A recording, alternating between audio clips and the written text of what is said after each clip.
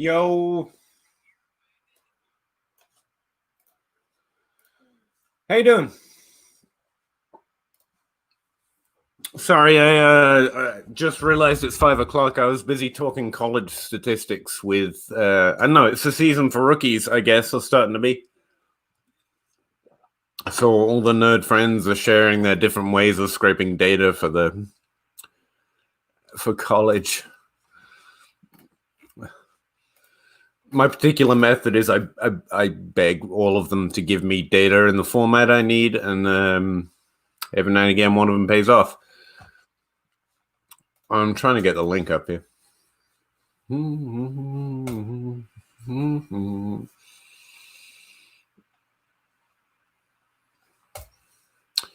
All right, so the 2020 stats through Sunday have been updated.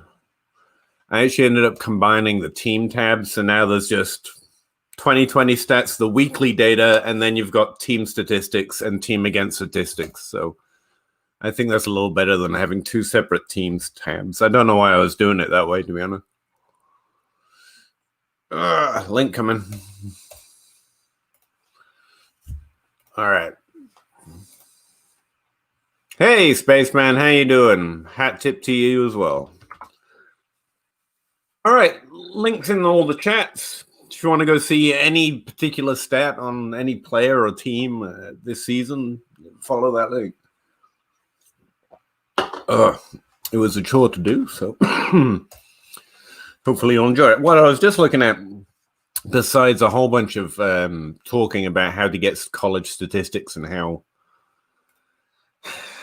I suck, basically, is this. I was looking at the averages across several of the main stats for position ranks this year.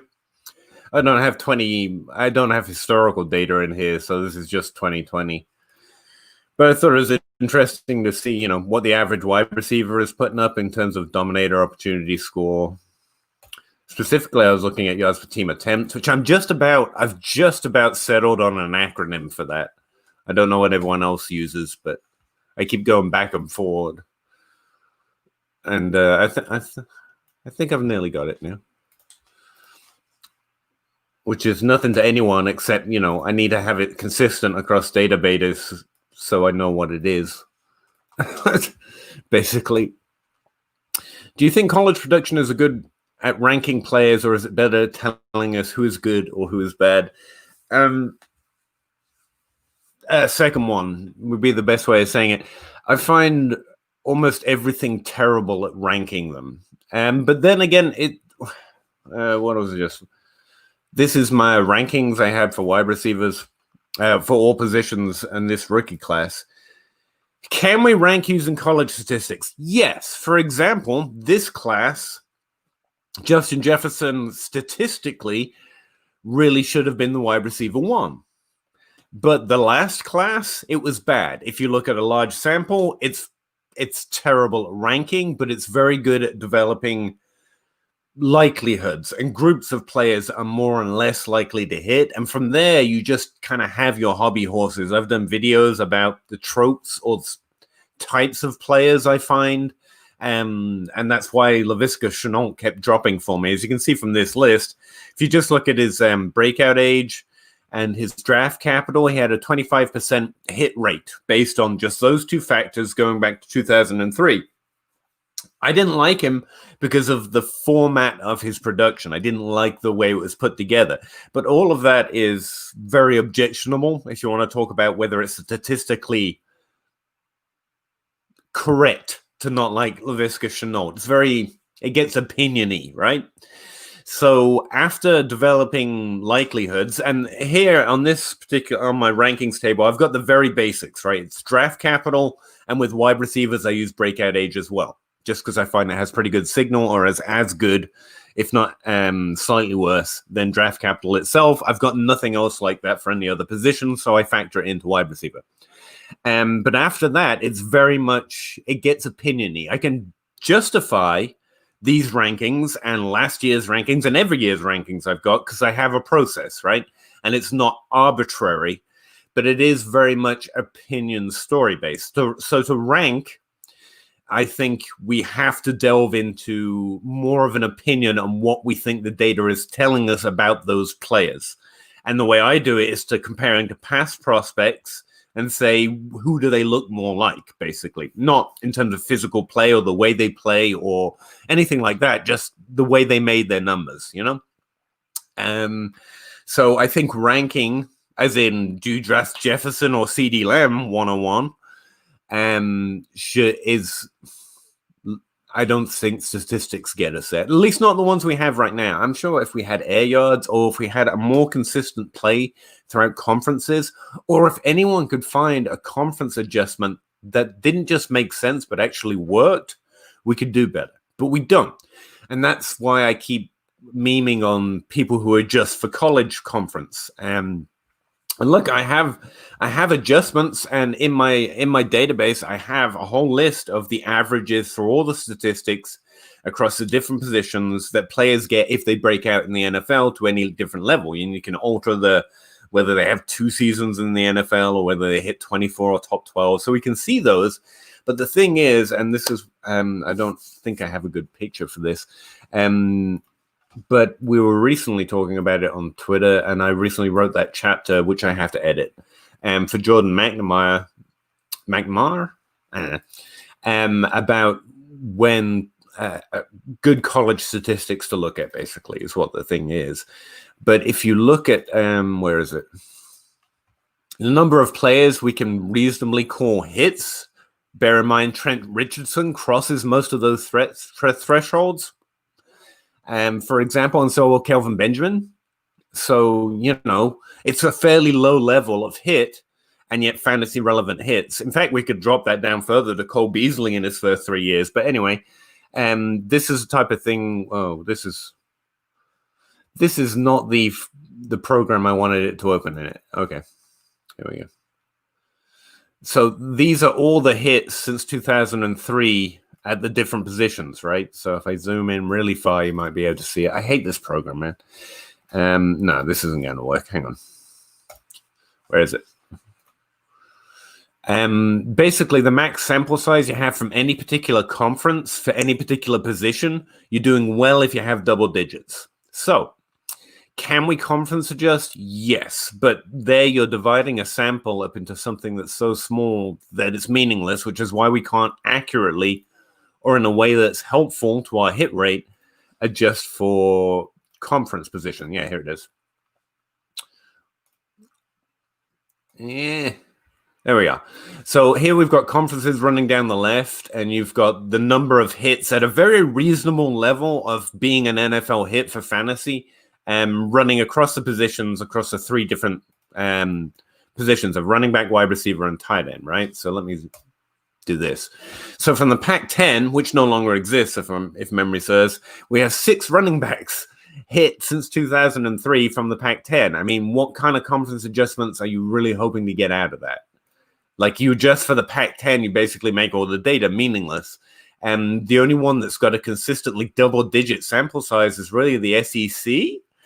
So you would be better just to say draft SEC players. And we know that doesn't work for us, right? We have a bunch of SEC players that didn't work out, specifically because you've only got 13 or running backs, 12 wide receivers, and 8 tight ends in like a 10, 20-year sample size that really break out from that conference. So it divides the sample into such small number, it's meaningless. So that in large part is why conference adjustments doesn't work. The other one is like some of the other reasons are like the independent conference, which is basically where most of your undrafted free agents come from. Yes, there's relatively few hits, right? 0 running backs, 1 wide receiver, and 3 tight ends. But it's interesting that tight ends seem to go from those lower conferences more often. It is interesting. But the end conference or the independent conference isn't even a conference. They don't all play together. It's a bunch of like conglomerates that have nothing to do with each other, and some that play some games together, kind of rolled into one ID. And so this itself is meaningless. And so the college game is so divided, and there are so few NFL hits that we can't really judge a player based on where he's playing, or never, let alone for a particular team. And then you take into account coaches, so they have to have played with the same coach, I guess, on the same team in the same era. Like, it's just, ranking is never going to happen, as far as I can tell with current data. With wide receiver, I think we could do it better if we had air yards, because air yards are very useful at assessing who's better and worse, especially once you know about what role they're playing. But yeah, I think hit rate groups are the best we can do with statistics right now. But that's where I'm at, and I'm not, like I was just talking about, I'm in a bunch of chats with nerds, and they scrape data, they understand statistics, they do statistical analysis to a degree that I cannot fathom. Maybe they can, but I haven't seen anyone do it and be able to prove it. Like, Matt Spencer's got great stuff, but he doesn't like beat me above average. I'm hitting as much as anyone, thinking about it very, very simply. Putting a lot of work into collecting it, a lot more than they have to do because there's mega geniuses. But I don't think there's a secret that can rank them better. So it's mostly, it's who's more or less like. I've become more and more convinced we have to stop thinking we're evaluating the players. Like, I don't know how good these players are. Here's who they look like, is basically what we're saying. Like, especially outside of wide receiver. I'm with you on this stuff. I was just doing a double check. Yeah, that's where I'm at. And I think anyone that looks at it reasonably without trying to meme and constantly prove that they've solved something that is, as far as I can tell, unsolvable, like someone that's lying to you, basically. Outside of people that are willing to lie to you to sound like they're better than they are, I think most people are going to come down to the same conclusion of, yeah, we don't know. But here's what we can know. And what we can do with it, and here's how well it's worked out in the past in this draft class. Like, that's where we're at. Where was I?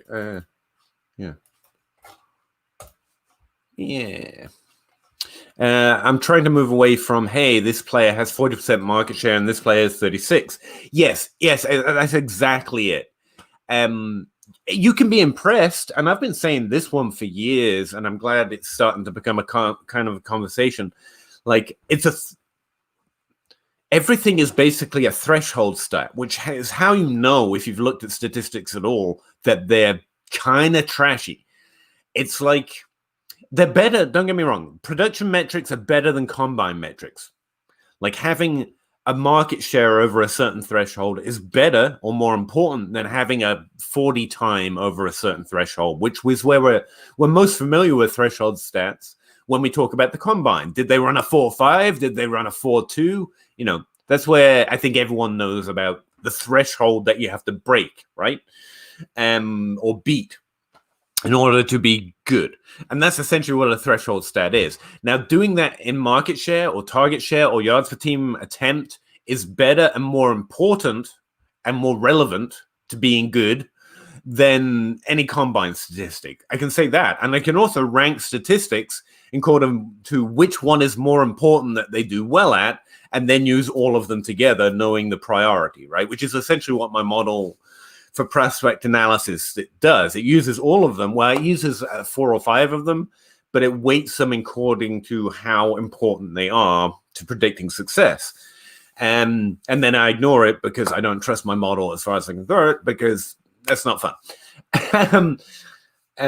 So yeah, they're basically all threshold stats, which is how you know they're bad, but it's also important to know how bad everything is. Like combine stats, throw them out. Literally all I've got for you is know them, sure, and then entirely ignore them. Know them, like I want to know George Kittle is, the most supreme athlete that ever lived or whatever, but I kind of just want to throw it away after that. And it's the same with running backs, same with wide receiver. It's not different in position there.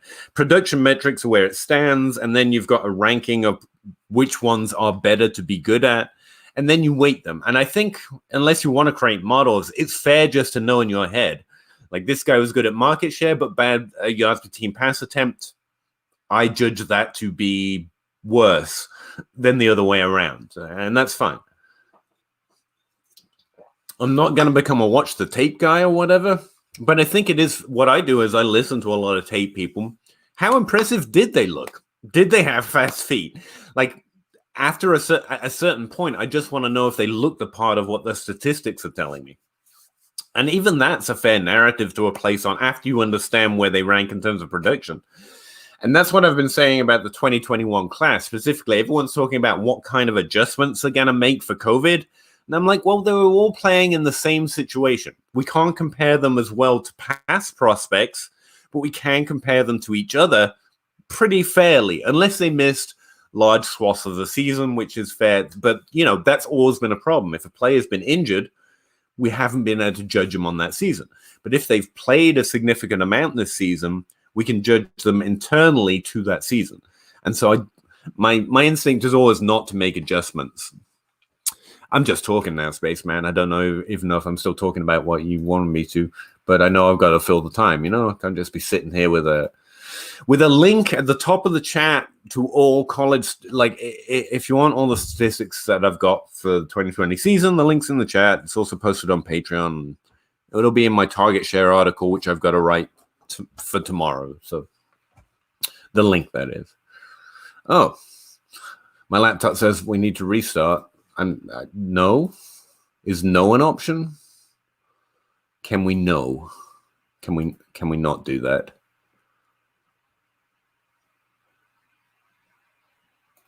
I've even got Epic Games thing. Exit that. Just FYI, my system might randomly decide to restart here. I'm hoping not, since that's the first it's told me of it. But yeah.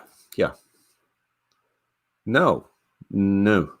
Open restart window. See if we can stop this. I gotta buy a PC. My computer is about to restart in 3 minutes. Okay. Thank you, EKU. Appreciate it.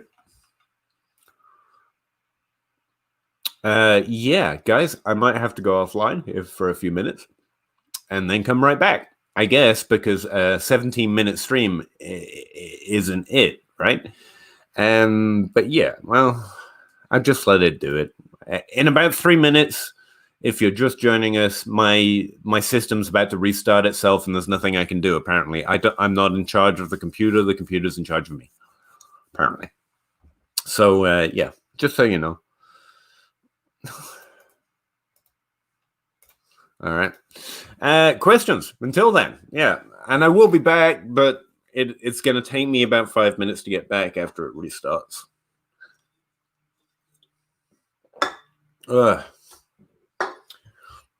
And no, by the way, just in case anyone's wondering, I have no opinion on any college prospects yet, apart from Rashad Bateman, who I prospected a little bit already. And but then again, I like Tyler Johnson on the same team, and he got drafted in the 6th round. So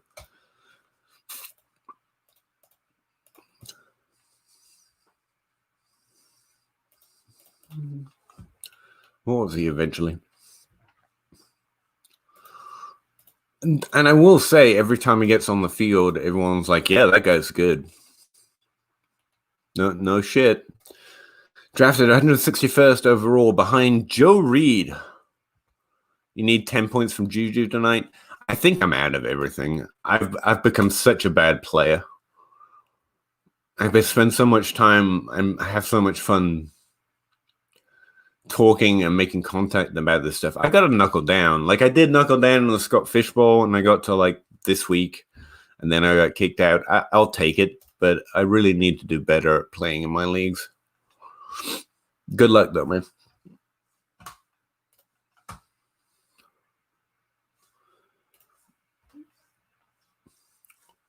I think I always favor Juju to get 10 points,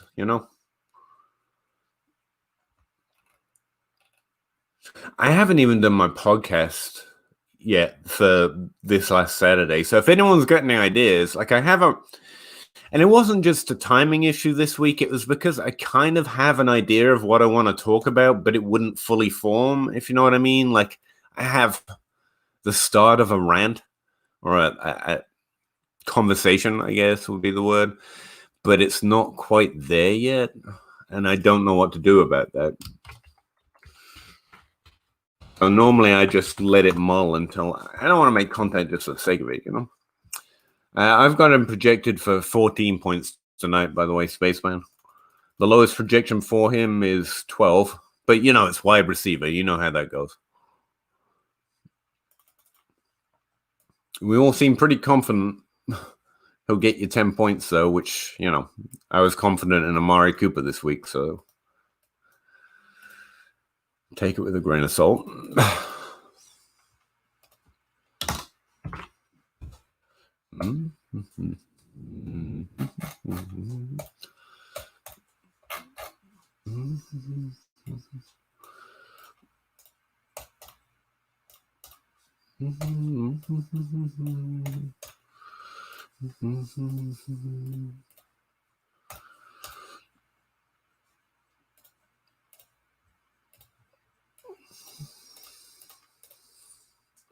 Yeah. Ty Johnson's been picking up more and more work. Is that under the radar? Benny Snell too? Nah, I think all of this is known.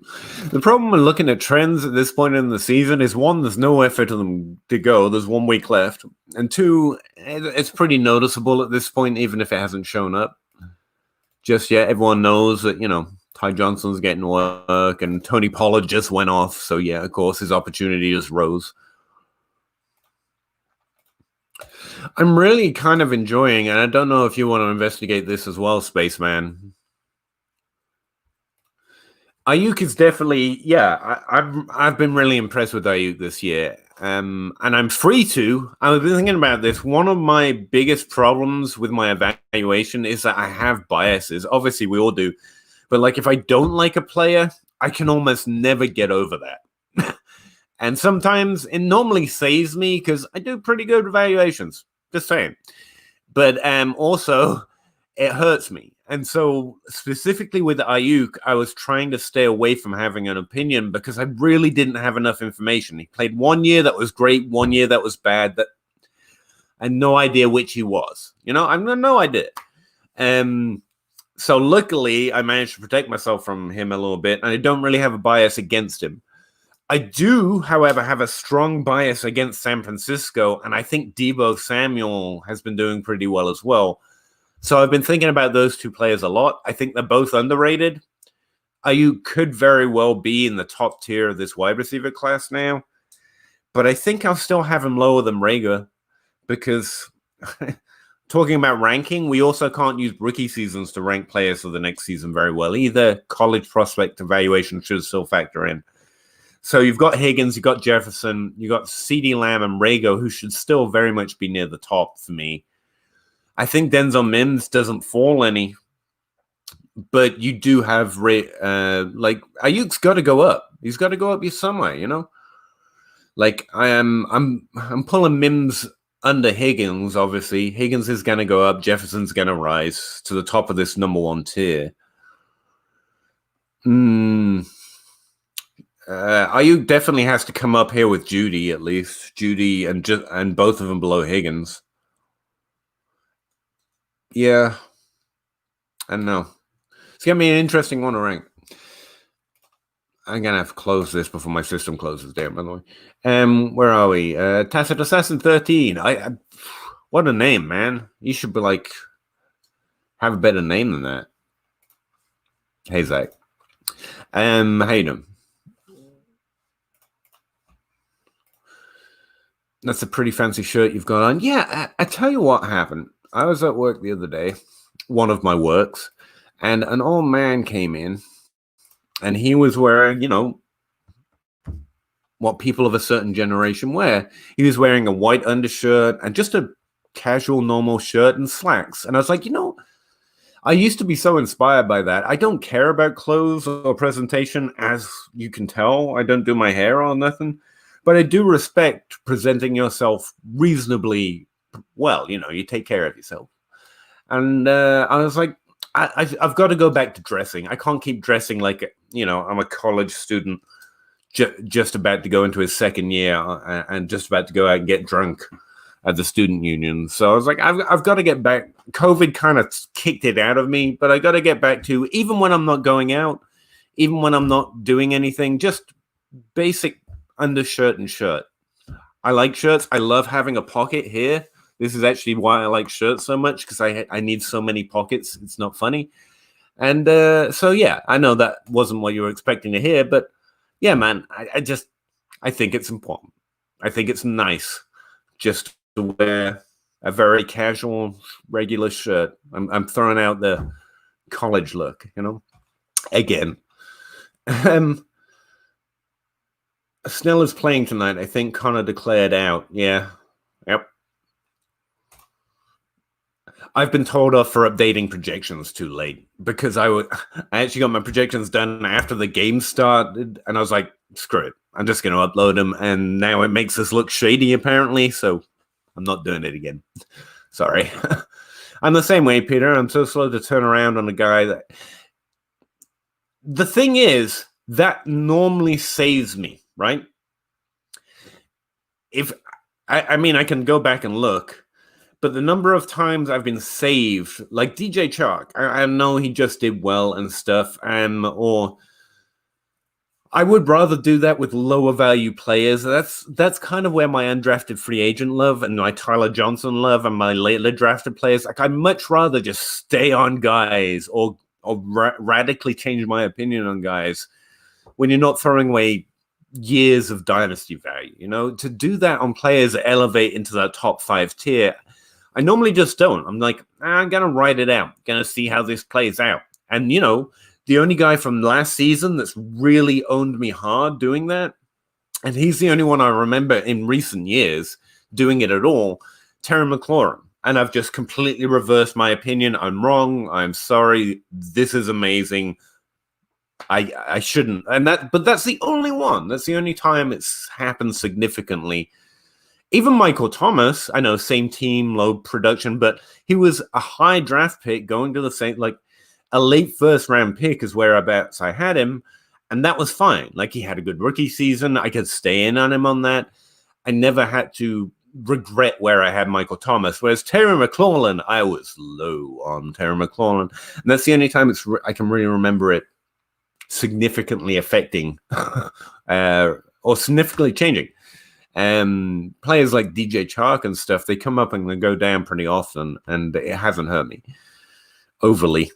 So yeah, I'd much rather have fun with undrafted free agents and worry about going in on a guy I was low on after having a good rookie or sophomore third year season. So yeah, overall it hasn't hurt me. But Terry McLaurin is an example of how I should. And that's why I'm trying to stay neutral on players like Brandon Ayuk, because I really didn't have enough to judge him. Chase Claypool, kind of the same thing, but I had enough information. I felt pretty confident saying nah. And I know some of the love has faded on him recently. And that's the thing. A lot of those players proved you wrong, and then kind of maybe he's never going to be as good as he was all those 20-point games, earlier in the season. But Chase Claypool might be another one that I have a bias against. Unfortunately, that might be another Terry McLaurin, but that's what I'm going to do with him.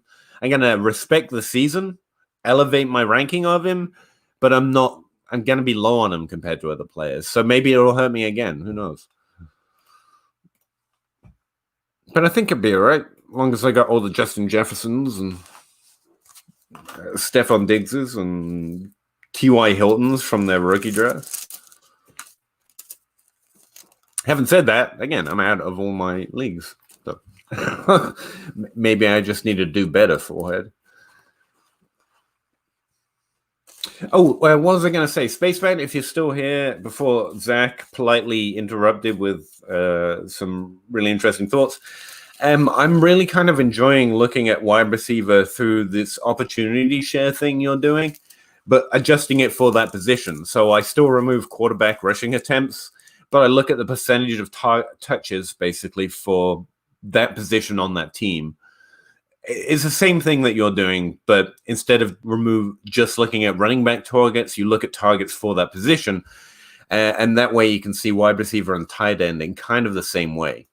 And I think it's better than I prefer it over Dominator, put it that way, because Dominator has touchdowns included, and it's just kind of ridiculous to do that. So yeah, just FYI, if you would care to just, if you are interested in adding that to the way you look at wide receiver or tight end, I'm starting to look at it that way because I think it's interesting. Let me see. What was it? I was actually going to post that and I forgot. That's why I had it.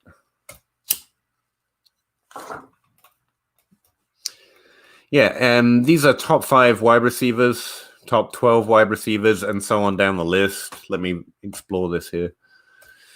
Bigger, and I shall try and... There we go. Okay, so I've got top 5, top 12, top 24, top 36 by overall PPR rank. So that's 4 PPR points ranked. And this is the average of players within those ranks. And then you see opportunity scores over here. So you see wide receivers are averaging in the top 5 a 22% opportunity share. Whereas running backs, you know, you're writing the article, so you've got probably better numbers than this and me already. But it is interesting to compare that wide receivers, on average, are gaining 22% of their opportunity on the team, adjusted for that position a little bit. Because it also takes into account rushing attempts, which obviously wide receivers are getting none of. And that's for the whole team. So it's 22% of wide receiver targets and opportunities overall, including rushing attempts. I know it's just I much prefer thinking of it through opportunity score than yards and touchdowns, which is what Dominator says, right? I don't know. It might be interesting. I don't know. It's not gonna. I think I tested it, and it doesn't like year over year. It's not as sticky as it is for running backs. Like the start of every article talks about the R squared you've got for opportunity share. I don't think it's going to do that for wide receiver.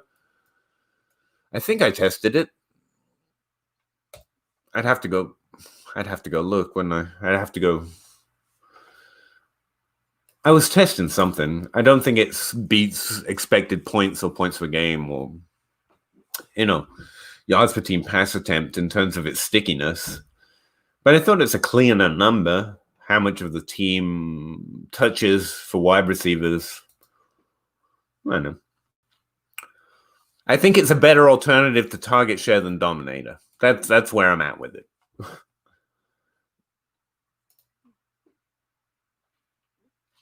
Sorry, I'm looking at I've got all these unnamed sheets in my download folder because I just work on them and save them and I forget to title them, and now I don't know what any of them are. But one of them was me testing opportunity share for wide receiver.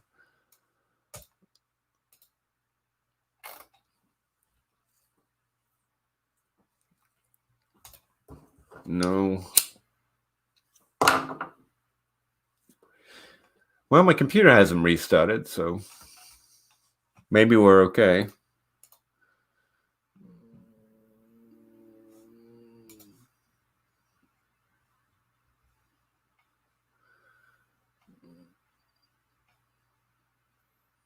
Yeah, we might be okay. I don't know what's going on here.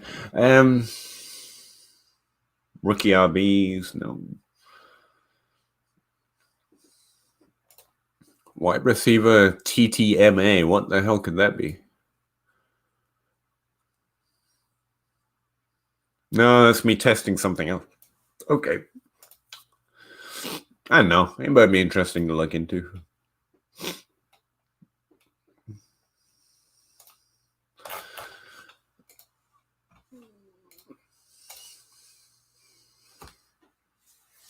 Yeah, I can show you. All right. Why won't you open things for me? All right.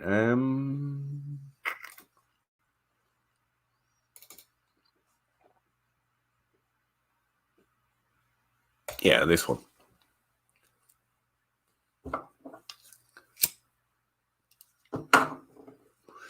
Bear with me just a second. right, so this is a raw one. And so with opportunity score, let's see. As I understand opportunity score, what you're doing is you're summing the team rushing attempts and then removing the quarterback rushing attempts, right?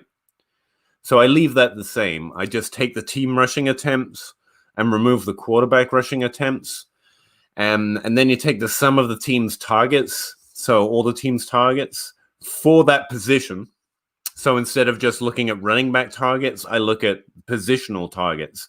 And so really, I didn't have to change the full formula at all.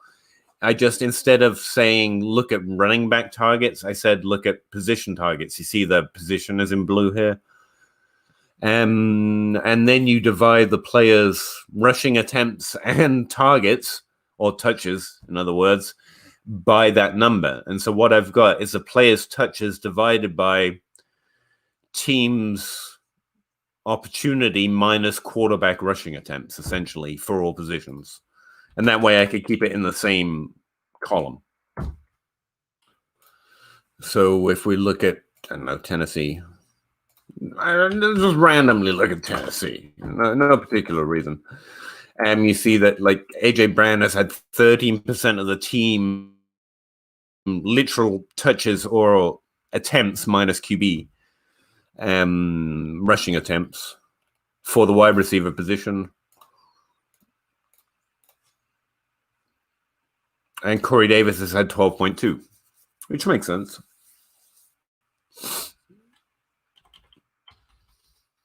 Also see that, Corey Davis is being unlucky with touchdowns, whereas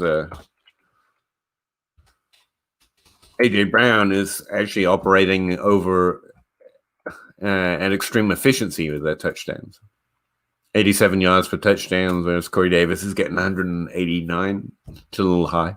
Well, it's not really high, but it's a little high. So yeah, it's team attempts minus QB, and then positional targets would be the definition. Essentially the same thing. I just had to change RB to positional column.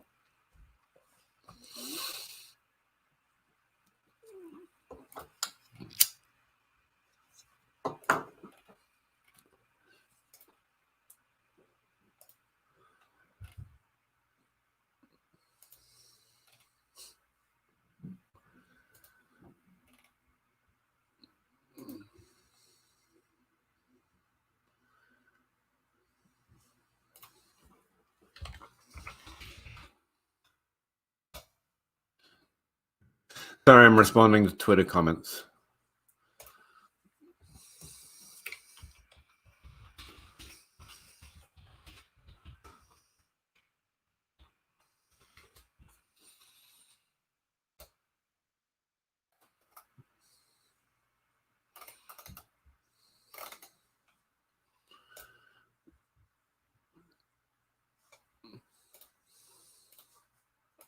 More nerd data flying around.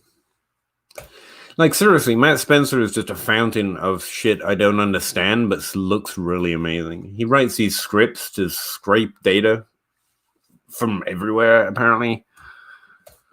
Unfortunately, none of it is in the format I use, and therefore my IDs won't work, so I can't really implement it, but, I mean, it's pretty impressive. Well, it's team rush attempts minus QB attempts. So, they get nothing of those for wide receiver or tight end. And then positional targets. So it's a percentage of targets. It's a percentage of touches at wide receiver, basically.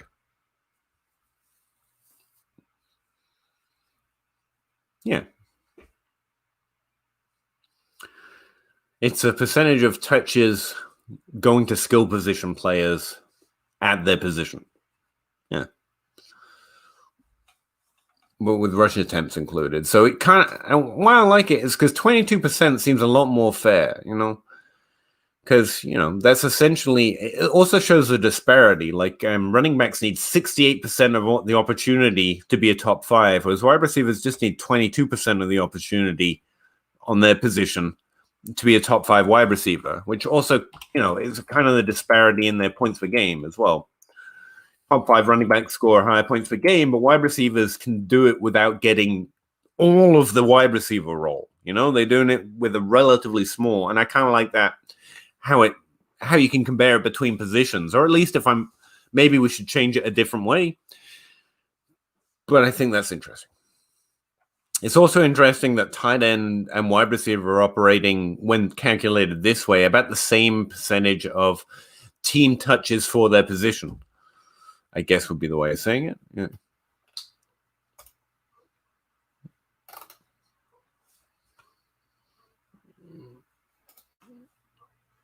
Yeah, seriously. I mean, most of the time I just bookmark stuff when he says that, and I'll go back and read it later with like a Google sheet open. That's the only way I translate Matt into English. And he's not doing it on purpose. I do it all the time when I'm talking about Excel. You forget that people don't quite speak that language. And so when he delves into, what does he use? JavaScript, and he uses the one that's not R. He likes that one a lot. A different coding language. And so he'll use references to that, and I'm like, man, I don't know what that means. Stop it.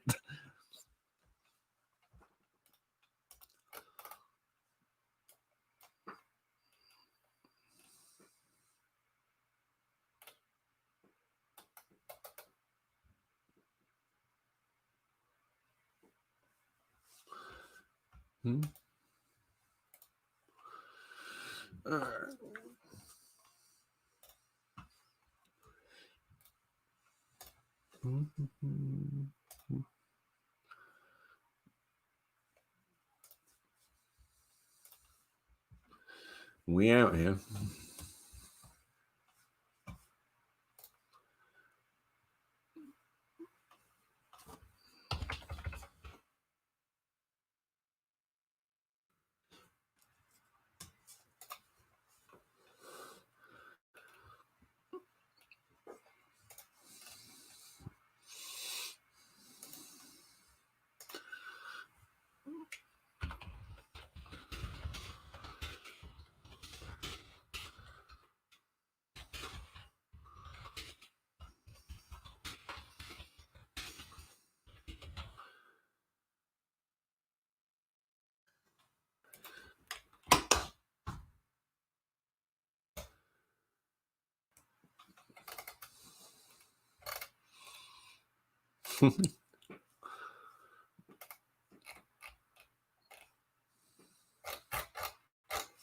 Twitter's funny, man. I enjoy it so much.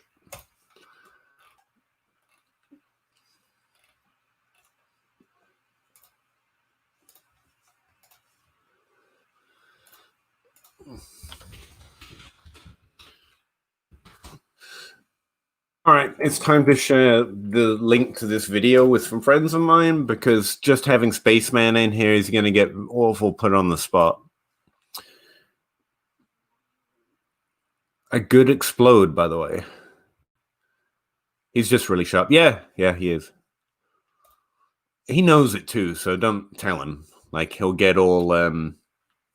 we don't need his ego boosted. If we boost his ego too much, he's going to realize he should be hanging out with smarter people. So, let's keep his ego down low.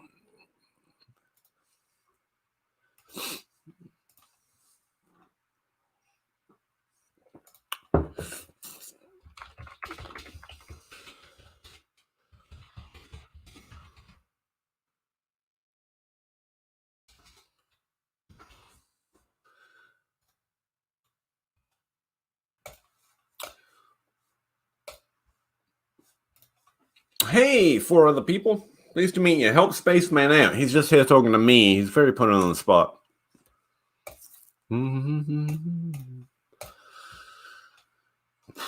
I guess it's almost time for... The college season, regular season is finished, right? So I can start thinking about maybe kind of, sort of... Not really. I don't have date of birth, so I don't care. No, I'm not looking at rookies yet. It's not happening.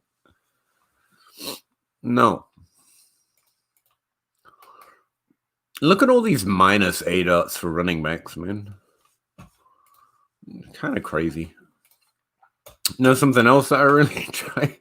It's looking at air yards per position because it explains some of these target share and expected points, like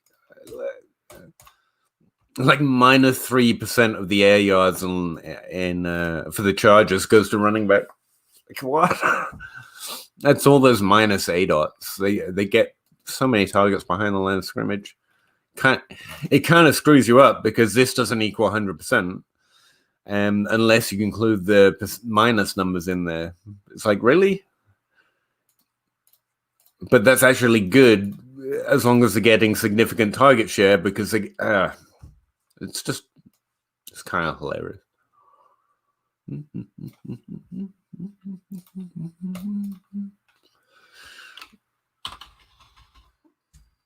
Wow. Pittsburgh's offering the most expected points per game so far in 2020. I'm not sure I would have picked that off a list.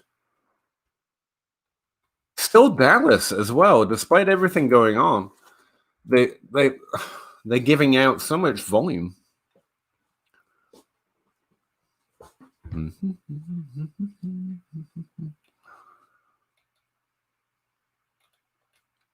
Like Baltimore second from the bottom, man. They're just above the New York Jets. Wow.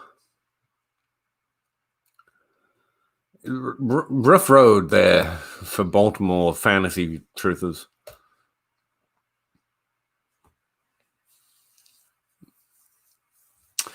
Yeah, I think I'm going to do a heavier switch over to yards per team attempt. Like, even right now, it's yards per team pass attempt. I'm going to switch that over to yards per team attempt. I'm thinking, call me crazy, call me a nerd extremist or whatever. I don't know. How can we make this sound exciting? Call me a rebel. But I'm thinking about doing breakout age a different way. Instead of dominator, man, can we switch to the year a player hits a certain yards per team attempt threshold? Something a little more relevant, fucking dominator. Because that's how it is right now. The year they get 20% dominator as their breakout, or 30% per rotoviz. I mean, could we just switch that over to something that we like? I mean, we don't not like dominator, but we don't like it. I think that would be interesting. Okay. Fine. I'll open up a rookie database or something. Like, we could even do it a little more interestingly. Instead of an arbitrary threshold, essentially. What about... let's open up a sheet here. 18, 19, 20, 21. I'd be interested to see...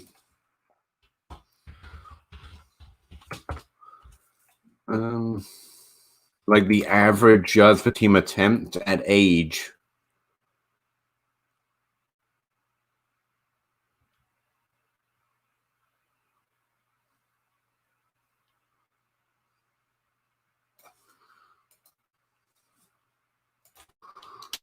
What if we look at the average yards per team attempt at that age, and the first time they crest that, that's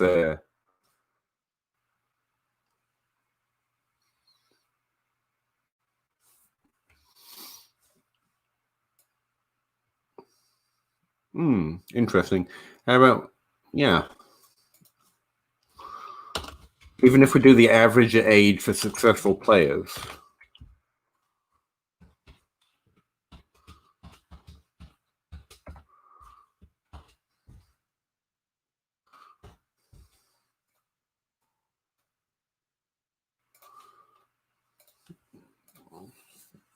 Maybe that's a little too harsh. Where so few break out, but like here this is the average yards per team pass attempt at every age for wide receivers, if they have at least one top 24 season. It's a little. That makes it so awesome. They're lower if you're less successful. I mean, you don't get better than that, really. But wouldn't that make a better breakout age than just randomly 20% dominator? Like the first time you cross your age threshold is your breakout? Or just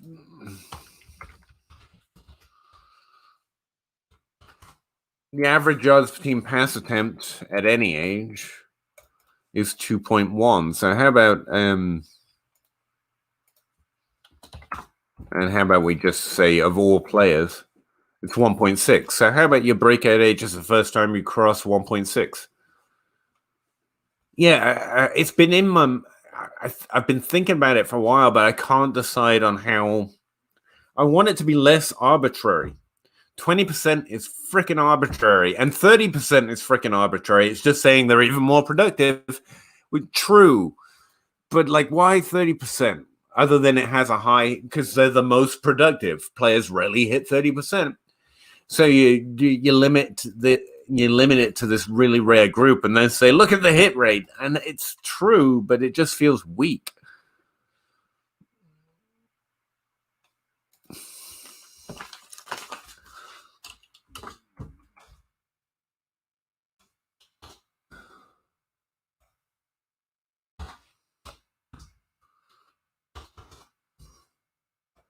Like all players, whether they have a top 24 season or not, at every age, and the average is 1.6. It would take rewriting this whole section here, but I can do it. It's actually fairly easy, not easy to do here on stream. But instead of asking it to look up their breakout age, where is it? I mean, I could still include the other breakout ages because I've got 2 columns right now, and I could add a third, which is like,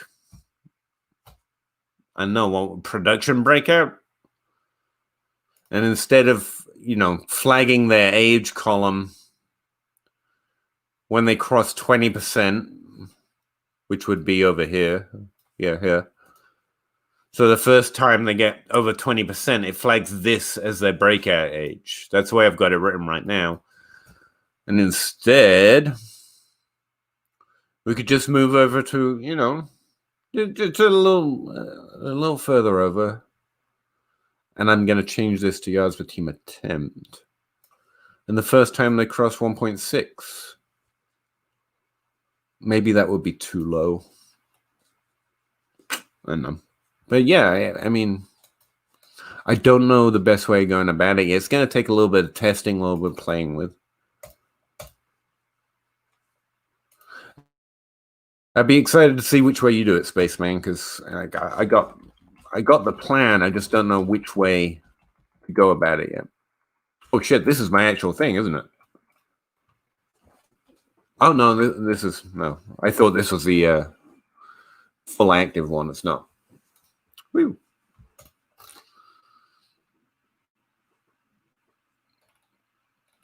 I can't be editing the actual one too much because I only want to edit if it's permanent in there. And then I save it to this one, and this is the one I upload a version of. Like I say in my database video, don't fuck with your raw shit. Just let that sit there, and then you make a copy of it to play around with, make new stats, add them if you decide to the original. But keep the original fucking pristine until you're ready.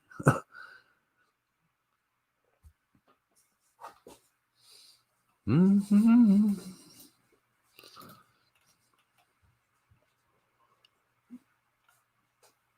Conference hit rates again. In my notes, I have exploring different ways to measure breakout age. Yeah. And maybe I think I'll go through yards per attempt. You can do it another way. Do it several ways. You can. See, that's the thing. You can have it. You can break out so many different ways. How about a points per game threshold for running backs? I think that's what Anthony Amico's got a breakout age for running backs. I don't have one of those. I haven't found a good way of doing it. But I think if I was Ganu, it would be based on points per game It would be what I just said for wide receiver, but it would be based on points per game threshold. Like this is yards per team attempt. Yeah, I'm pretty happy with that acronym.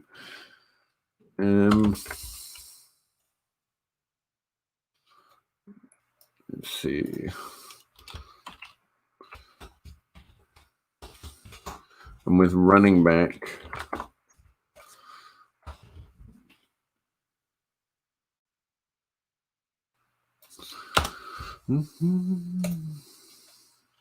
there's got to be a commonality to that, right? Maybe not. I really don't think age matters as much at running back. I think some running backs are just going to break out later, not because of their talent. Put it that way. Where's damn it.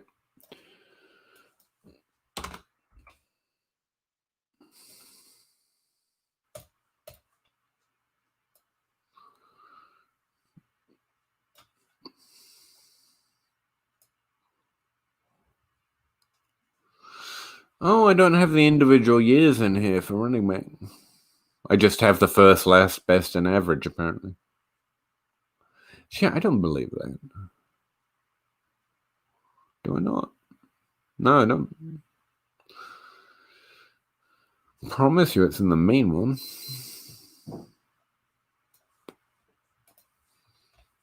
Hey, buddy. How you doing, Crossover? Nice to see you. Always appreciate you swinging by. Say hello. RBs don't matter is what you're trying to say. No, I'm... Normally, sure, yeah. Sure. But no, not in this game.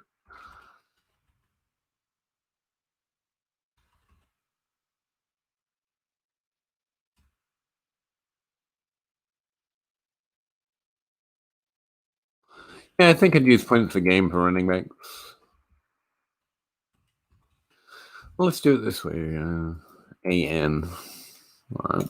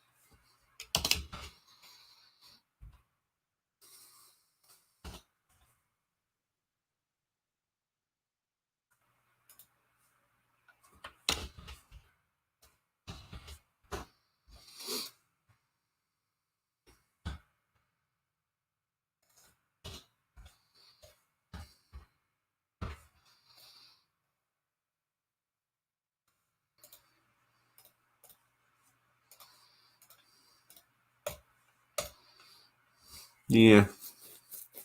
Something like that. That's a breakout measure for running backs, you know? When they cross 14 points per game, that'd be the age they broke out. Yeah, I don't know about that.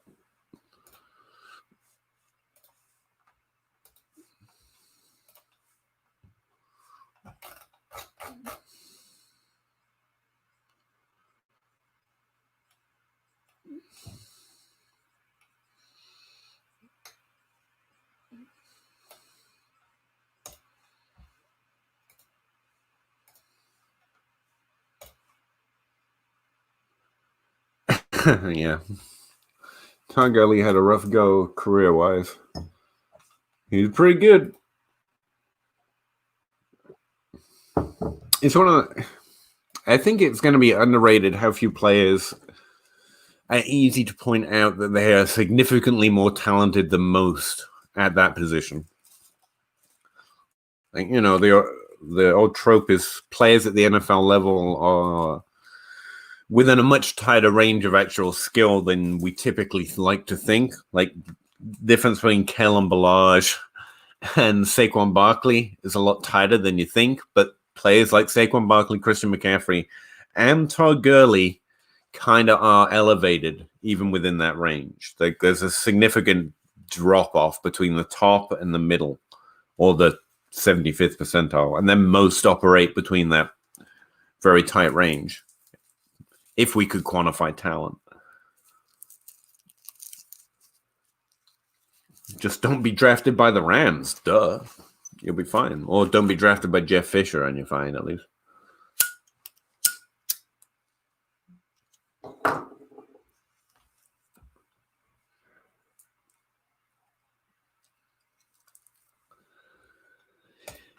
Yeah, I don't know what happened. That last year with the Rams, something was weird. Just his usage was weird for a player doing fairly well on it.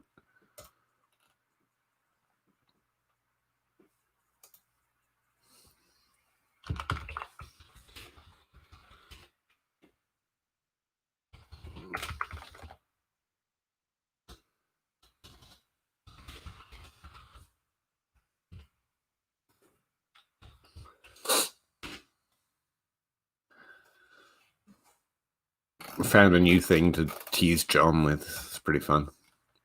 John Bosch.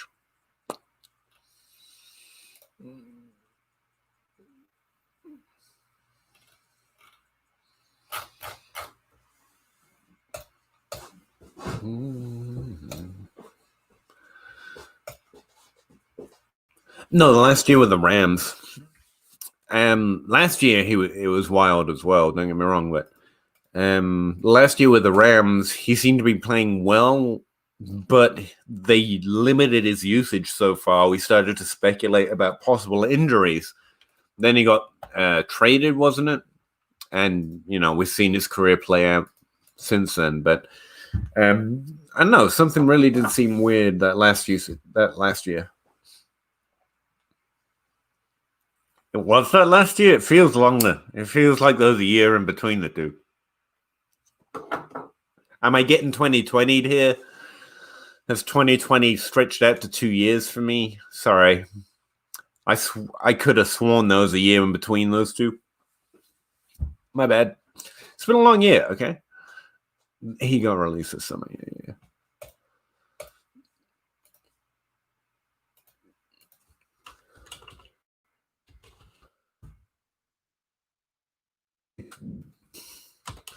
It's amazing to watch. The higher you make the threshold for hitting in the NFL, the higher production metrics get in college. Is that not weird? It's almost like being productive in college matters.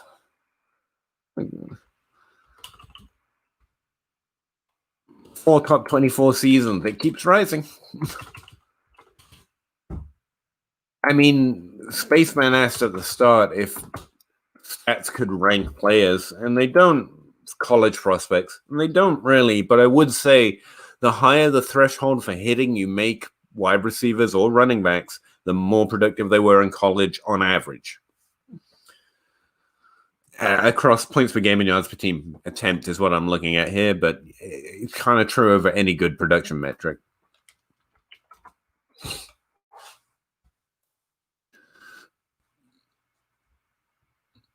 I think that might be part of it. His career has been kind of, but no, I just think it feels like 2 years have passed. I think that's a large part of it.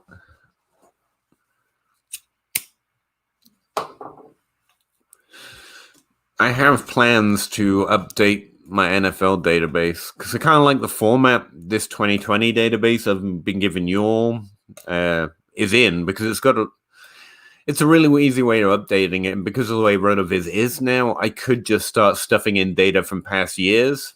And that's why, like on the team tab, I've added this column with year in it, because of the way that the sheet works. If I add data from past years, it won't add them in. I'll have to add more columns with 2019 team names in order to see it, which means I could have yearly stats broken down by team. I could do it with a weekly thing, but Excel just crashes, or my computer crashes every time I try and do weekly that big. But yeah, I could at least have this be the exact format of my NFL database, and it will be consistent year after year after year instead of always having to rebuild it. And that would be nice. Because if any, I don't know, do you care? But this is the way it's made. This is how the sausage is made, if you care. But yeah, this is the same database you're looking at. The top link in the chat.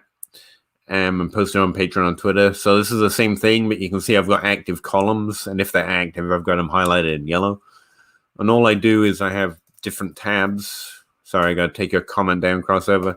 With receiving, rushing, expected points, passing, opportunity, fantasy, and team games. So all the categories I've got listed up here, right? Opportunity, fantasy. And it just imports them all into this main sheet from all these different downloads. It's just 5.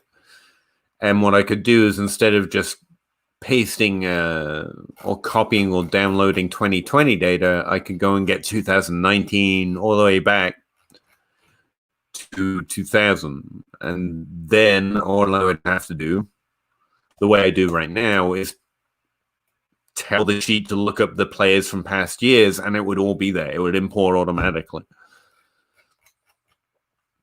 So I really should probably go through that chore of doing that. And that way I'll have this. Actually, the only problem with it is if I go past this year, I'll need to create an ID column because of all the different Michael Thomases and stuff, and I would hate to do that again. I do have an ID format that's working for me with RotoViz and another database, so I guess I can make it work. But it would mean I could publish something exactly like you're seeing right now for all years instead of my actual NFL database. I mean, I've got one uploaded for Patreon, which is a little cleaner. Don't get me wrong. But my version of it is a nightmare. Yeah, this is it. This is my current NFL database. And you see I've got the AI's display name, the API name, and also my own ID column so I can link it up to college data because I had to make my own.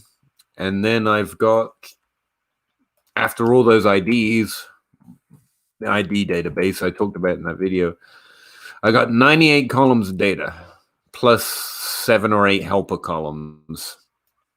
And I have to, it's actually pretty ridiculous. Whoa.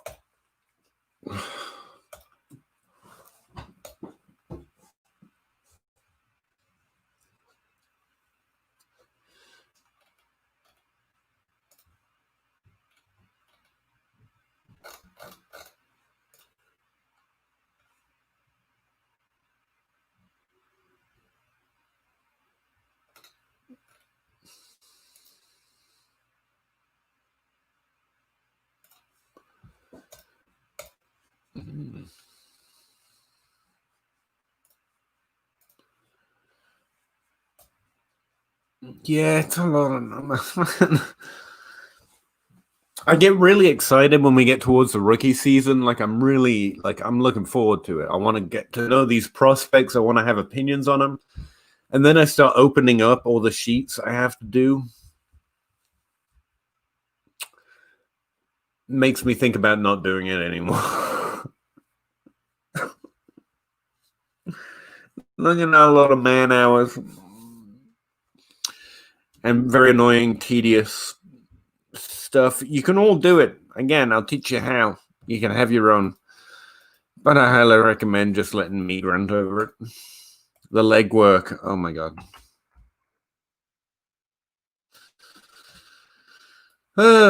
It's enough to make you want to quit every now and again.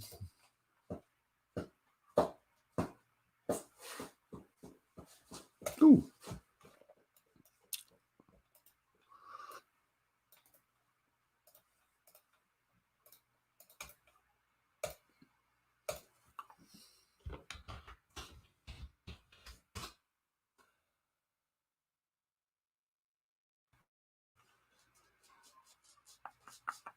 I want to look at the average career. Let's see if there's a meme in here.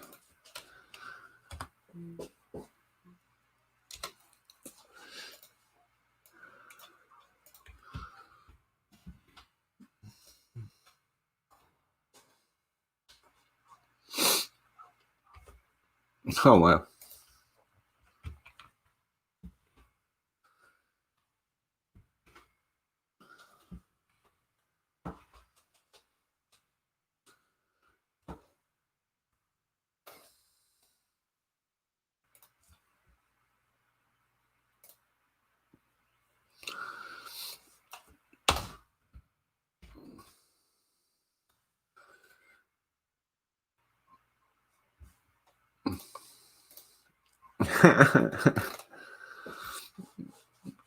The average career year of top 5 wide receivers this year is year 5.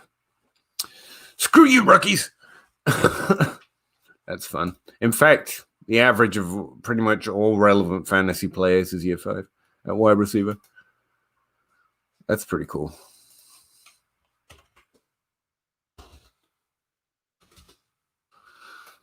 So, yeah.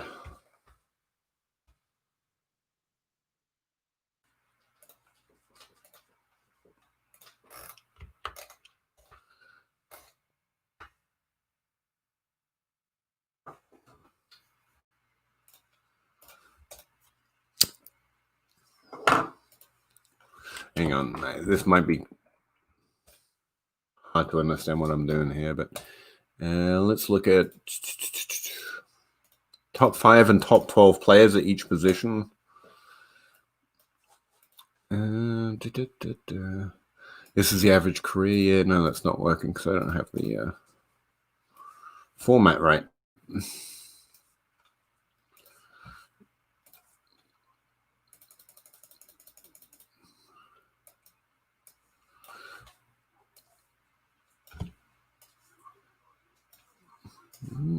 Dragula. The only problem I have with this song right now is that I can't play it louder. I can never seem to play it loud enough.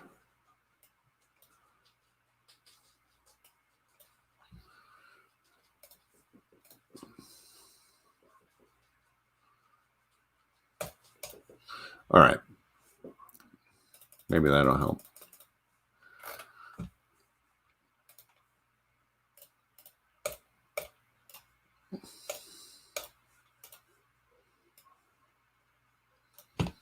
There you go. Average career year for top 12 players at each position in 2020.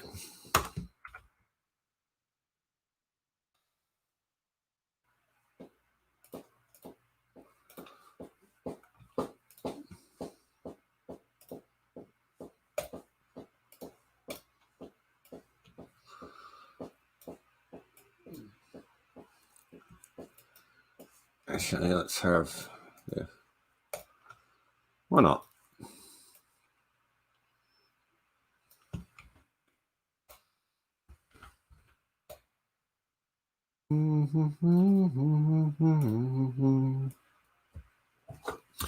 So running backs in the top 12 on average are in their 3rd year. On average, wide receivers in the top 12 are basically in their 6th year. And tight ends are in their 5th year, 4th, 5th year. Quarterbacks are in year 8. I think that's fun. In the year of the rookie. Since Corey Davis is a free agent, where do you want him to go? I mean, I don't know, man. I mean, that's my honest answer. Like, I'd love to just name a great team or name a great quarterback, but I don't know what special mix of chemistry will be needed to have him continue his success. Let's just be honest. I don't understand the players or the game well enough. And neither does the NFL. They're guessing. I kind of love them to go to Baltimore, though. It's a good team, man. They're struggling this year for fantasy, but it's a very good team. It's well run. I think that running back committee will die a little bit, which hopefully will help with their success through the rushing game. Marcus Brown could really use the help. I'd say that. And I think he could find success there. I do, but it's probably not the best answer. That's a guess of what would be a good team to go to. Outside of that, just give me Aaron Rodgers, I guess. Drew Brees. Let's have him go to Kansas City. Why not?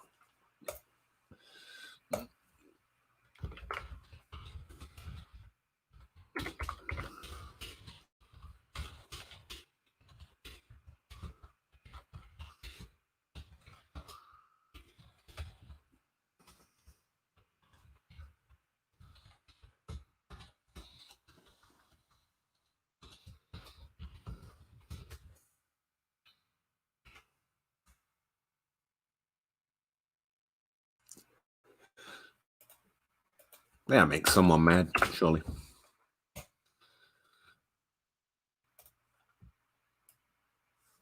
I just posted it on Twitter, so you know. I said it as meanly as possible. You know? Where did that go? Where did my... I just lost one of my windows, apparently.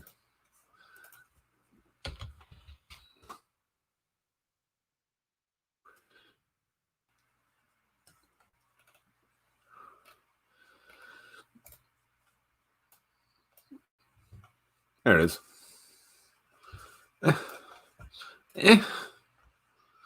Yay.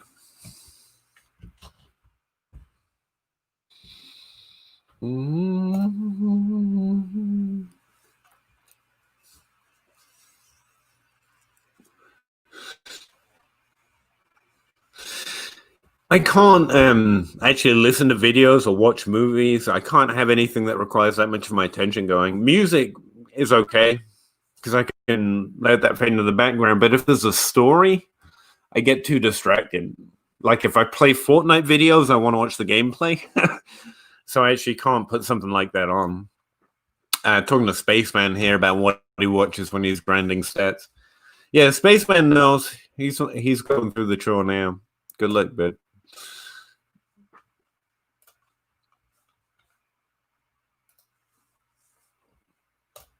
Just out here triggering folks.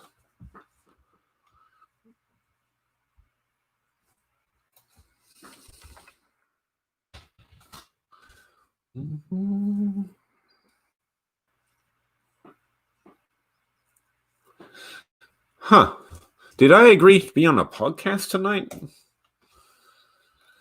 Question mark?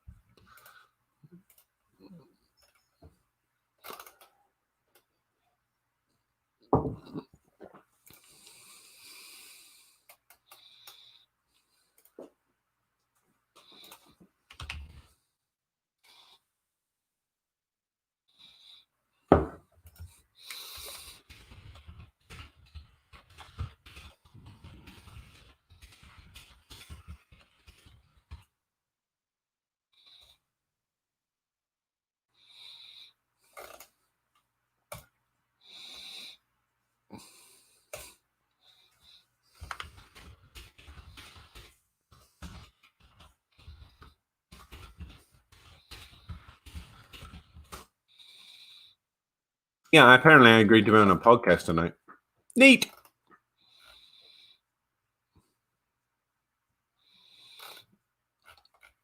I'm going to have to go in a minute. I have to be on a podcast.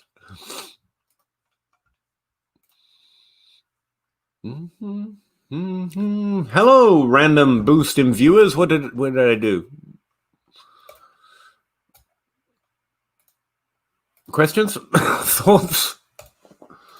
I don't know. I don't know how Twitch works. I'm a very old man. No, what happened to me last night? I made my wife and son burst out in laughter. I got home and they bought a new TV for Christmas, I guess. I don't get why, personally. It's the same size and it goes in the same place. I feel like they just made extra work. But I'm not very technical. But anyway, I couldn't get it on. I couldn't get the TV to come in. I had to go and bellow for my son down the stairs, who was downstairs playing Fortnite, obviously, or some game. And he had to come up and show me where the on button for the new TV was. My wife and son found that very amusing. Apparently, I'm that old now. I appreciate it, Crossover. Sorry, I forgot. I forgot I was meant to be on a podcast today. I say yes to everyone that asks, and then hope they remind me when it happens. That's my plan. Again, anyone wants any of these statistics are all posted. It's a link I first posted at the very top of whatever chat on the platform that you're watching is. So, yeah. My son had to show me how to turn a TV on. That's where we're at, guys. It's a low point. Realizing you're an old man. Very old man.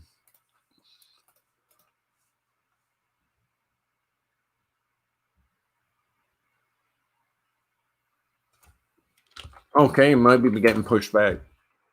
I don't know.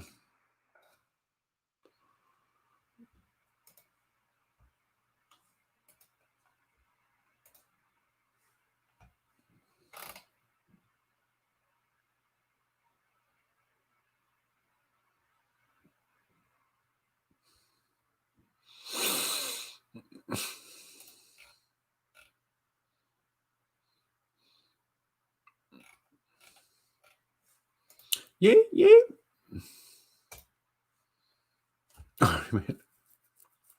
I know the podcast might have just been canceled. I asked if we could push it back so I could grab something to eat in 30 minutes, and they said, you know what, forget it. They didn't say it quite that way.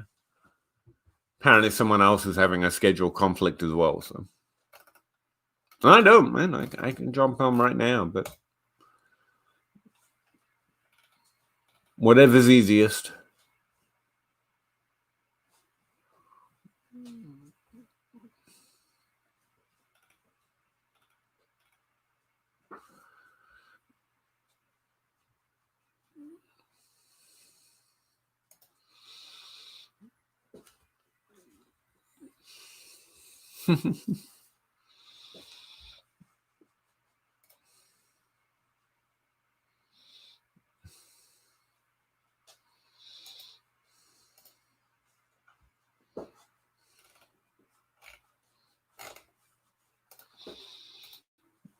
Sorry, I was watching a video. Back up to 10. Nice. Questions, thoughts? I have a podcast maybe to get to. What are your thoughts on yards per route run for rookie receivers? I tell you what, if it's such good data, I will dare them to stop putting it behind a paywall, and I will test it for them, since they don't post any testing results about it. And by they, I mean everyone with paywall data with routes. I mean, if it's so much better, give it me, and I'll test it. I would guess it tests about the same as yards per team attempt, and has slightly different results because basically how much you're on the field doesn't matter. It's how much you're being used on the field. That's the best signal. However, some of the people that I do know that have access to the data, they like it, but I don't believe it. I don't like secret data. I have this secret number that will give you all the answers, but you have to pay me money. Okay, dude. Beat me in a fantasy league, maybe I'll listen. It's basically my attitude. Or trounce me in a fantasy league. Beating me is fairly easy, but trounce me.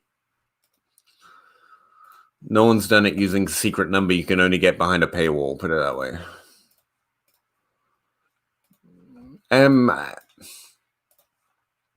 Actual thoughts? I think there is such a thing as empty calories in terms of route run, and I think that'll balance out any signal it offers in addition. Like, you can have a player on the field constantly running routes, but it's because they fulfill another role. They block and they distract whatever else. And I think that's going to balance out any extra value it adds to knowing a player was on the field and available but didn't get a target. I think targets are the main thing, and I think what they do with it in terms of yards is going to give you more value. So I think that's what team attempt is doing the majority of the work there. Or can do.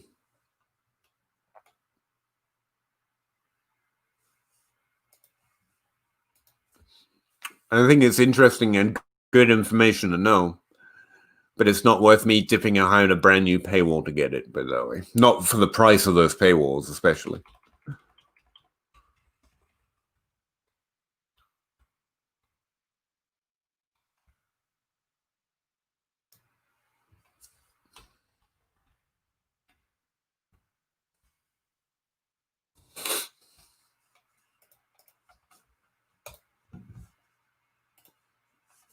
Those are my thoughts on Non-Spirat Run, or as good as I can say it off the cuff, anyway.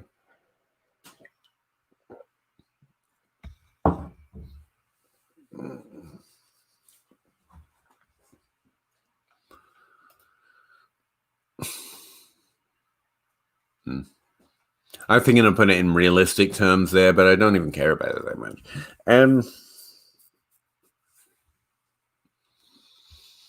I have seen no evidence suggest that empty routes, as in routes without a target, consistently turn into routes with a target. I mean, if you're not getting targeted on routes, it's likely as much to do with the fact that you're not open or you're not the guy that's going to get targeted as it is to do with the fact that, random variance meant that you didn't get a target. So I really don't think it's going to add much. It adds much. But that just might be my bias, to be very clear, towards paywall data. Stuff that's only... I mean, I get it. People need to get paid, don't get me wrong, but I've got all these stats out, and it's not like I'm stealing 4 for 4 or anyone else's money. No one's going to stop subscribing to those sites because they've got great analysts with good data. The stats themselves aren't the value. I think people need to let go of that idea. Well, that's me. You can know all the numbers and still not understand them, so...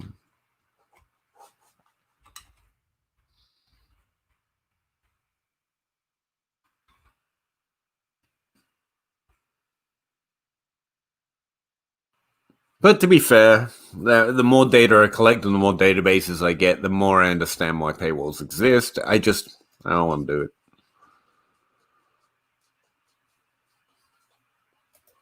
Especially the main ones. What's the minimum threshold for you to get to conclude that a player is an efficient player like George Kittle or Tyler Lockett? You mean in the NFL? I don't really have a specific threshold that I look at before I consider that it's significant threshold. I basically want a whole season's worth of data. I want them to play 16 games. But where do I think it's fair to start judging them on? Well, it's different for every player, but you could say they play at least a full 5 games, and you can start looking at how well they're doing. So you have a little bit more than at least a 3-game clean sample. I normally do about 50 targets so that I can combine wide receiver and tight end, and then you start to get a clear idea.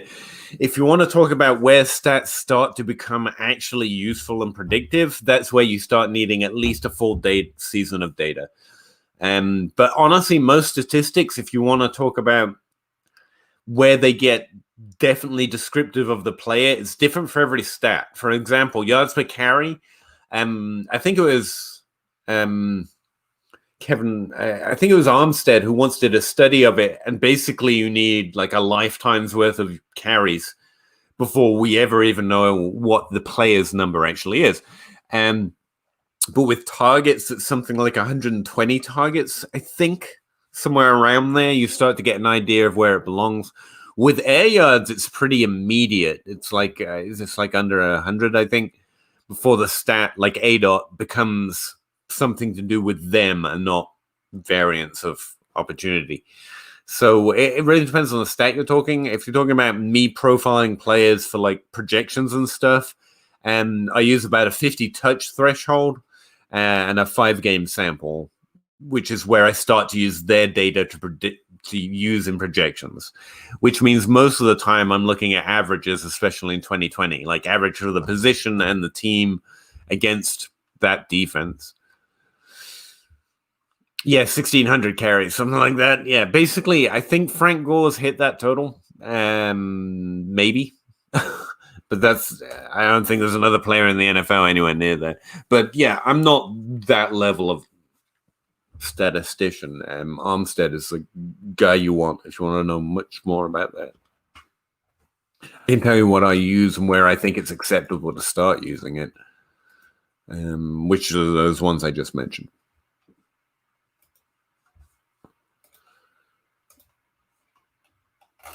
For example, like if I'm filtering this table, I will put a 5-game threshold in there and probably a touch threshold as well, depending on the position. I limit that touch threshold even depending on the position because, tight ends are going to touch the ball a lot less than wide receivers, and running backs are going to touch it a lot more than everyone. So you have to expect a higher threshold. Well, we got averages over here, don't we? Yeah. Like top 36 running backs have touched it 201 times, whereas not even a top 5 wide receiver have touched the ball that many times. So, the average for a top 36 player, whatever the stat is, the average for a player in the top 36 is around about where I would say I would start considering the stat fairly relevant. So with quarterbacks, if you're talking about touches, you're looking at around 400 touches. Tight ends, you need 60. You see what I mean? Wide receivers, around 100. Like I said, 100. I said 120, but 109 will do. Running backs, you need around 200. It just means, if you've had enough touches that a player can end in the top 36, it's fairly clear you're getting a good sample of what they can do in this situation this year, maybe. But out of interest, I don't know how many wide receivers in the rookie class, for example, even cross that. Yeah, you've really only got 3 players that cross that threshold as rookies. Like T. Higgins, technically, has had less than 100 touches. So's Claypool, Jerry Jeudy, Donald Mooney, even. So, yeah, you lower the expectation based on the position would be the important lesson. We've seen Denzel Mims touch the ball 41 times in the NFL. That's probably too low. Same with Rager at 50 touches to really become very convinced that any of their stats reflect what they can do in the NFL, let alone what they can do in this situation or going forward.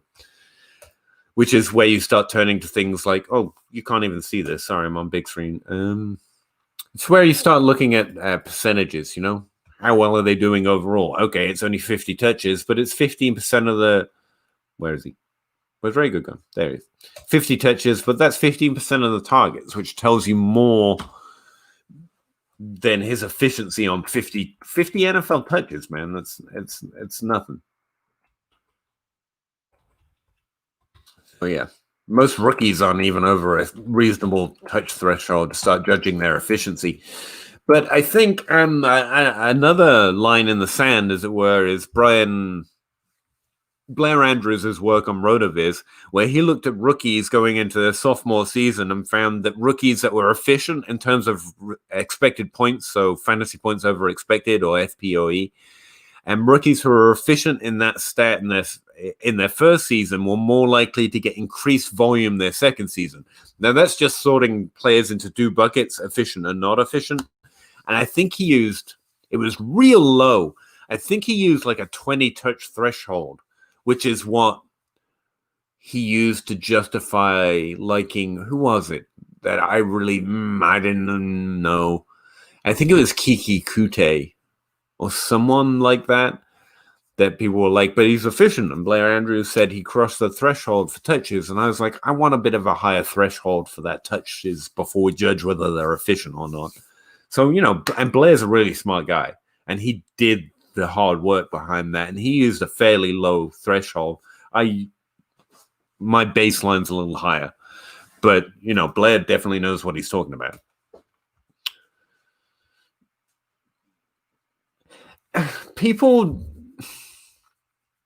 Regression is a mathematical certainty. Let me be real clear on this, but I don't think we always know which direction to go because of it. Like Patrick Mahomes has regressed consistently since his rookie season, and it just hasn't mattered because he makes it up other ways.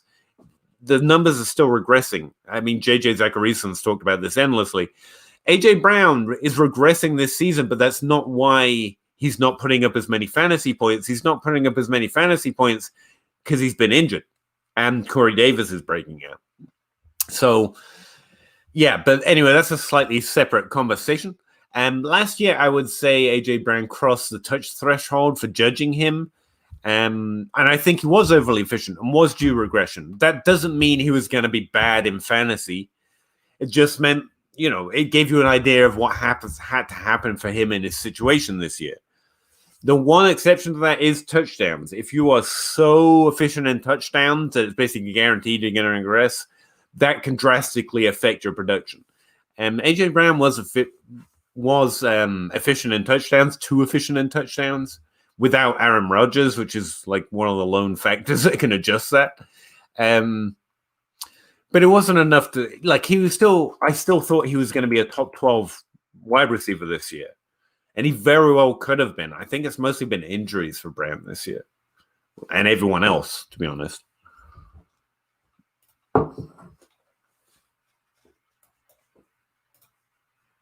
Speaking of which, AJ Brown is still being really efficient this year. He's got an 87 yards per touchdown this year. That the average is between 100 and 200 yards a touchdown for all positions, basically, according to Adam Harmstead. This year, he's operating at 87 yards per touchdown. That's incredibly efficient. He's also operating at 1.6 yards per team attempt with an ADOT of around 10, which is decently efficient. He's not over efficient in that category, but I mean, he's still being exceptionally efficient this year. So technically, he's got a different version of regression coming for him. It doesn't mean he's bad or he's going to be bad in fantasy. You should incorporate that into your understanding of what could or should happen to him this season. Next season, sorry. This season, I mean, he's got 87 touches in the NFL this year. I think that's fine to judge how well he's doing. It's over that 50, but it's also under 100 touches, which is where I like it to be certain, or where I said I like it to be certain. It's currently wide receiver 8 in points per game. That's not much regression to me, 17 points per game he's operating at right now, with 12 expected points per game. So he's got 5 expected points per game over average. So he's still efficient.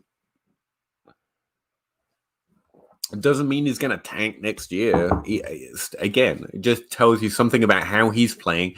And where we've seen successive seasons of him being efficient, he's probably just got a higher average than normal. Some players, the average is the average of, players with over 50 or 100 touches. AJ Brown is above that as a natural baseline. Devontae Adams is above that at a natural baseline in touchdowns. Anyone playing with Russell Wilson has a natural baseline far above average, because I think that has a lot to do with Russell Wilson. But, so the average tells you so much, and regression happens. I know you didn't ask me specifically about regression, but that's what I took from it. Yeah, he's 8th overall. See, Yeah, PPR, which is the only scoring format I talk about mostly. What are Adam Thielen and Mike Evans yards per touchdown? Good question.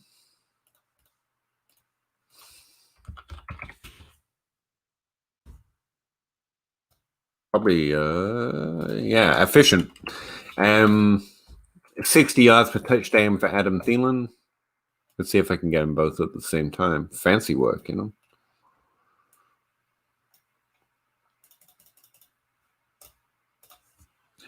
remember, that can regress over seasons, so it doesn't necessarily have to regress this season.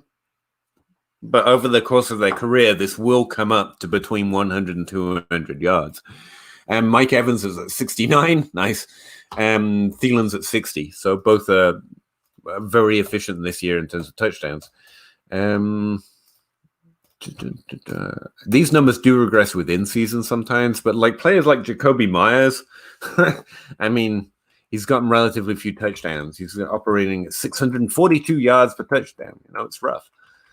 But it's unlikely to adjust too much this season since his opportunity's probably going to drop with Harry getting better. Julian Edelman will probably come back at some point. But it will come down. In that he will get more efficient per touchdown. So he'll catch a few touchdowns without having to catch many yards to get that, which is interesting to know.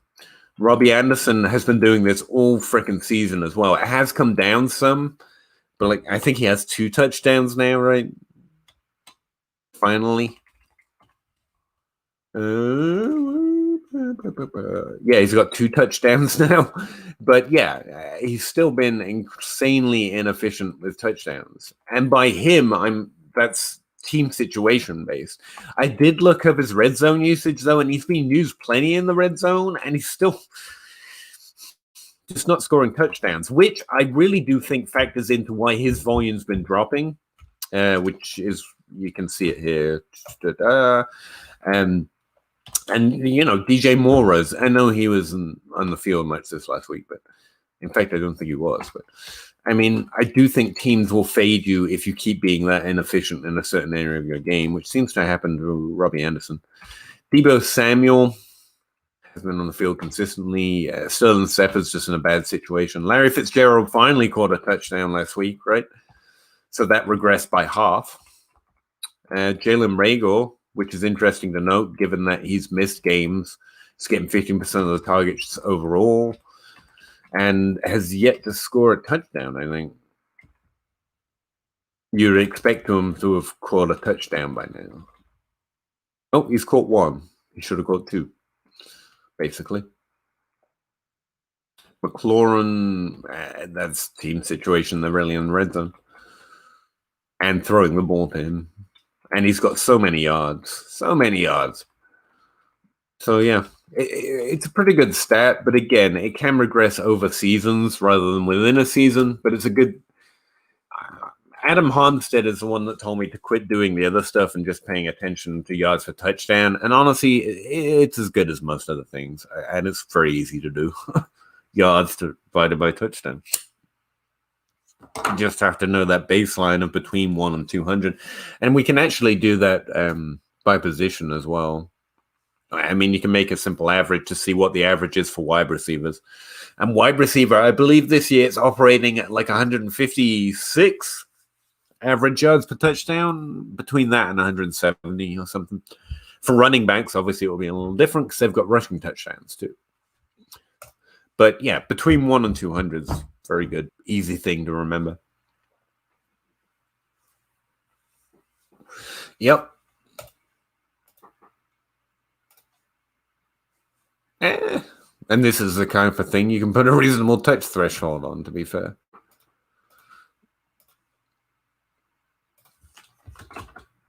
$50 touches or more.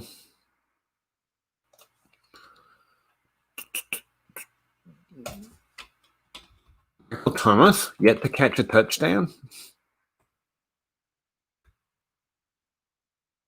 He has no touchdowns this season. If he keeps playing, that's going to change, obviously. Danny Amendola too, but if he can get in the field. Adam Thielen's likely to miss a few touchdowns, apparently. Chase Claypool's operating really efficiently because he's had at least 2 rushing touchdowns, which again, for a wide receiver is unusual, so it makes him look hyper efficient.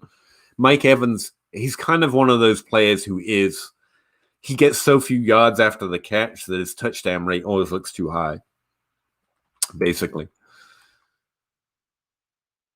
Devontae Adams, again, is one of those players. Tyreek Hill, despite playing on Kansas City, he seems to be getting a little too lucky with touchdowns. But again, he's someone that plays in the rushing game. And then you've got A.J. Brown. So again, A.J. Brown hasn't stopped being exceedingly efficient. And after that, they're kind of within range.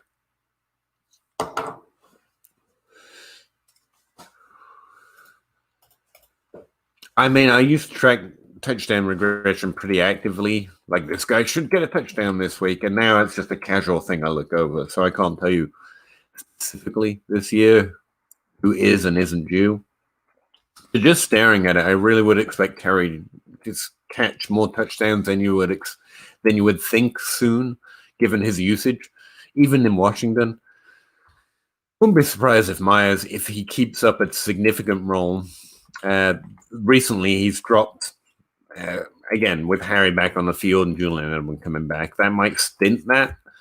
But if he does get something of a role, he should score some touchdowns. Robbie Anderson, at this point, I stopped hoping. Michael Pittman, maybe. No, he's losing opportunity as well.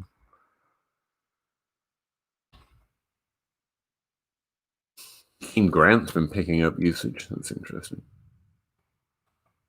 And LaVisca Chenault, randomly, I know it's apparently DJ Chark week or whatever, but especially a guy who's getting rushing attempts, LaVisca Chenault looks low, honestly. No rushing touchdowns, that might be part of it. And only two receiving touchdowns. Kendrick Bourne, I'd love to tell you he's due a touchdown, and it kind of is, but we're getting close to the range here.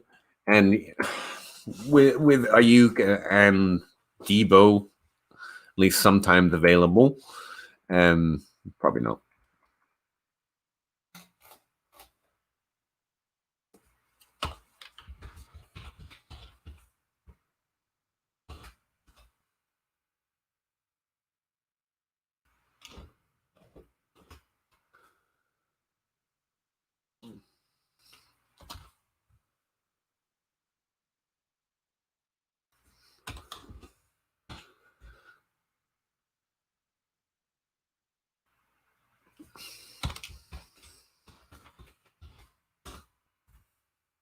Trying to find a decent average. Mm-hmm.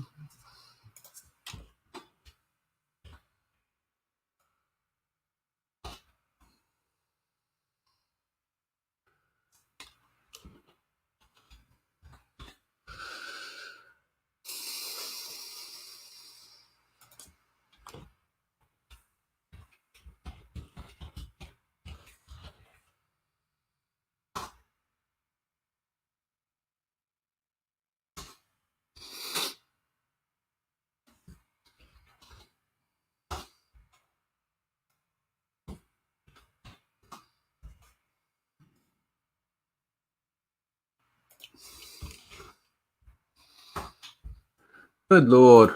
What am I doing wrong here? There we go.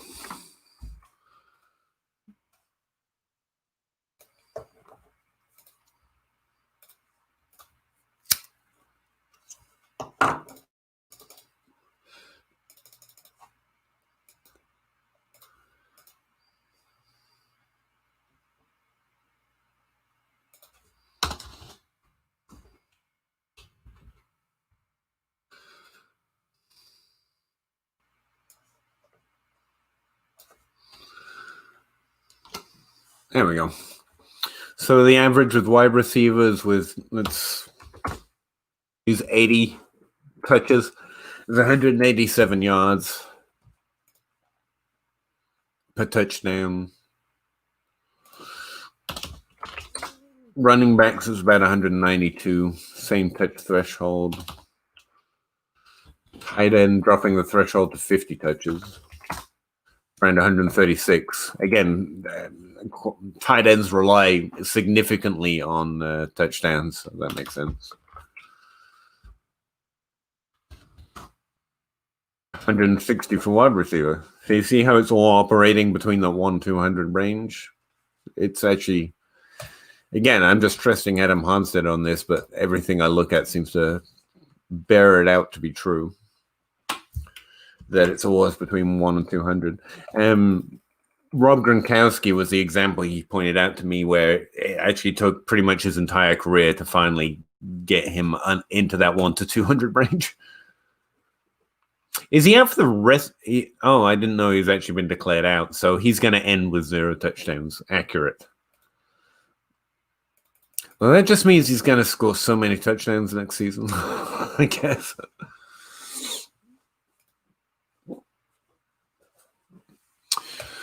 All right, crossover, bud. I'm going to get out of here. Go find out about that podcast and stuff. Appreciate you hanging out with me, and anyone else who checked it out, thanks again. If you're watching it on YouTube, how did you get there? Let me know how to make people watch stuff on YouTube, because I want to do that. Take care, crossover. Really appreciate it, bud.